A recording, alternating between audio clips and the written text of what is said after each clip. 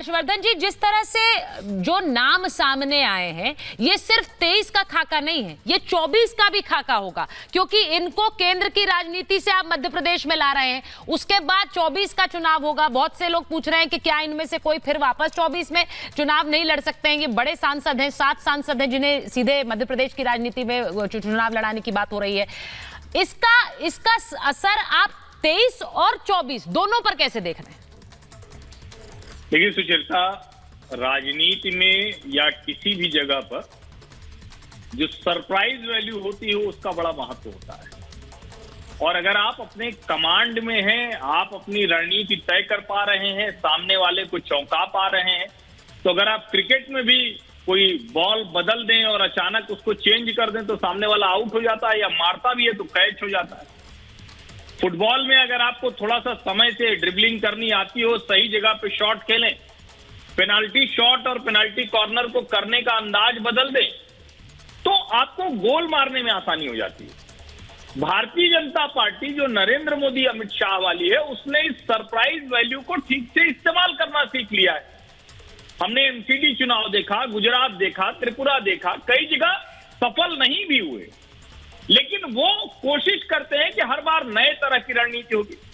और अभी जो मध्य प्रदेश में हो रहा है उसको दो तरह से देखा जाना चाहिए। एक तो ये कि भारतीय जनता पार्टी को ये पता है कि मध्य प्रदेश एक ऐसा राज्य है जहां आधा आधा मसला है, तीसरी कोई पार्टी नहीं, तीसरा कोई दल नहीं, सब छिटपुट हैं।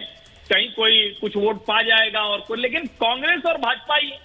2018 में जिस तरह का चुनाव हुआ उसके बाद भाजपा को ये चुनौती और बड़ी लगने लगी। और शिवराज सिंह चौहान बड़े नेता हैं, उन्होंने लगातार सफलता दिलाई है, लेकिन एक जगह पर जाकर किसी भी पार्टी को ये सोचना पड़ता है कि अब हमें नेतृत्व बदलना चाहिए क्या, इस नेतृत्व से जनता कुछ ऊबन सी महसूस कर रही है क्या, और तब उसको प्रयोग करना पड़ता है। अगर वो सही समय पर प्रयोग करता है तो उसका परिणाम निकलता है, उसको सफलता मिल जाती है। अब भारतीय जनता पार्टी ने वही प्रयोग किया है। ये वो नेता है जिन सब का नाम, जैसे अभी प्रहलाद पटेल जी आपके साथ थे, प्रहलाद जी का नाम योग्य दावेदार के तौर पर आता है बार बार कि मुख्यमंत्री बन सकते हैं। जबलपुर छात्र संघ के अध्यक्ष रहे, लगातार जहां से चाहते हैं वहां से चुनाव जीत जाते हैं। नरसिंहपुर गोटे गांव उनका अपना घर गांव है, उनका छोटा भाई जालम पटेल यहीं से मंत्री था, अब वो लड़ेंगे। अब सवाल ये है कि क्या दूसरे नेताओं को क्या मिला है। इंदौर 1 बहुत कठिन सीट है। संजय शुक्ला कांग्रेस का प्रत्याशी जो जीता है, जो विधायक है, अभी बहुत ताकतवर है। कैलाश जी को दे दिया, भाई आप दूसरों को लड़ाइए लेकिन अपनी सीट पहले जीत जाइए। फग्गन सिंह कुलस्ते, गणेश सिंह, राकेश सिंह जिस सीट पे लड़ रहे हैं जबलपुर पश्चिम पे, तरुण भनोट 2 बार से लगातार विधायक है वहां जबलपुर पश्चिम में। रीति पाठक को सीधी में उतार दिया क्योंकि विधायक के ऊपर आरोप लगे थे उसके प्रतिनिधि के ऊपर। तो मुझे लगता है कि भारतीय जनता पार्टी ने रणनीतिक तौर पर बहुत शानदार गेम किया है।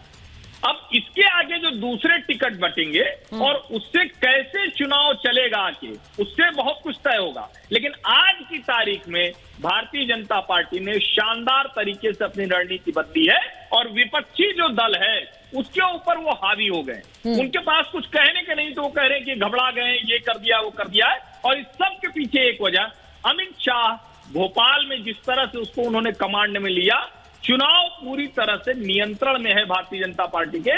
और जो कांग्रेस बेटर थी, जिसको एडवांस दिख रहा था, मैनेजमेंट बेहतर दिख रहा था, प्रियंका जी गई थी, गारंटी दे रही थी, वो अचानक एकदम से गायब हो गई। लग रहा है जैसे कांग्रेस चुनाव ही नहीं लड़ रही। तो अच्छा, ये बड़ी इंटरेस्टिंग बात है। मैं आपको हर्षवर्धन जी, ये मैं आपको बताऊं कि आज प्रहलाद पटेल जी से भी जब हमने बात की तो वो उस समय रैलियों के बीच में थे, बहुत मुश्किल से समय दिया उन्होंने। मैं ये इसलिए कह रही हूं क्योंकि आप जिस बात की बात कर रहे हैं कि प्रियंका जी आई मध्य प्रदेश में, उसके बाद गायब हो गई, वहां कैलाश विजयवर्गीय भी चुनाव प्रचार में लगे हुए थे, उनकी भी रैलियां थी।